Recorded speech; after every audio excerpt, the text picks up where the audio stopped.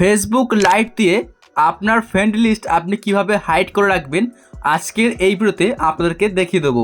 মানে আপনার ফেসবুকে যেসব বন্ধুবান্ধবরা আছে যদি আপনার প্রোফাইলে কেউ ঢুকে দেখতে চায় সে কিন্তু দেখতে পাবে না। তো এই সেটিংসটা আপনি কীভাবে করবেন চলুন আপনাদেরকে দেখিয়ে দিচ্ছি। আচ্ছা, এটা করার জন্য কী করতে হবে, চলে আসবেন আপনার ফেসবুক লাইট অ্যাপের মধ্যে। তো দেখতে পাচ্ছেন এই যে আমাদের ফেসবুক লাইটের অ্যাপ্লিকেশন আমরা ক্লিক করে অন করছি। তো ফার্স্ট অফ অল আপনি ওপেন করবেন।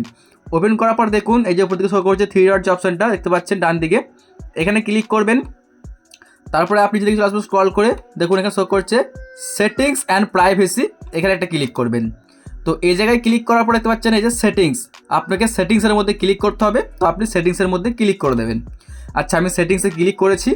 তো এখন আপনি সেটিংসে আসার পরে কী করবেন, একটা সেটিংসকে খুঁজে নেবেন। আপনাদের দেখাচ্ছি, দেখতে পাবেন এখানে এইভাবে নিচে দিকে চলে আসবেন, স্ক্রল করে দেখুন শো করছে এই যে how people find and contact you, দেখতে পাচ্ছেন এখানে শো করছে how people find and contact you.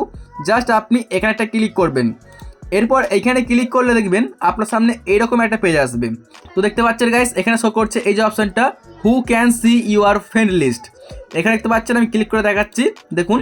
তো এখানে আপনারা দেখতে পাচ্ছেন যে আমার ফেসবুকের ফ্রেন্ড লিস্ট করা আছে পাবলিক, মানে যে কেউ কিন্তু আমার ফেসবুকের প্রোফাইল দেখতে পাবে যে আমার ফেসবুকে কে কে ফ্রেন্ড আছে। তো এটাকে কেউ দেখতে পাবে না, তার জন্য কী করবেন দেখুন এখানে শো করছে এই যে অনলি মি, দেখতে পাবেন এখানে নিচেরটা। জাস্ট আপনি এখানে টিক মার্ক দেবেন, তারপরে যে সেভে ক্লিক করে দেবেন। এই যে আমি সেভে ক্লিক করলাম। এখন কিন্তু সেটিংসটা আপনার হয়ে গেছে, মানে আর কেউ কিন্তু আপনার প্রোফাইলে দেখতে পাবে না যে আপনার ফেসবুকে কে কে ফ্রেন্ড আছে। তো এভাবেই কিন্তু আপনার সেটিংসটাকে করতে পারবেন। যদি আপনাদের ভিডিওটা ভালো লেগে থাকে একটা লাইক করে চ্যানেলটিকে সাবস্ক্রাইব করে রাখবেন, আর আপনারা অবশ্যই আমাদের ফেসবুক পেজটিকে ফলো করে রাখতে পারেন। বন্ধুরা, এই ছিল আজকের ভিডিওটা দেখার জন্য অনেক অনেক ধন্যবাদ।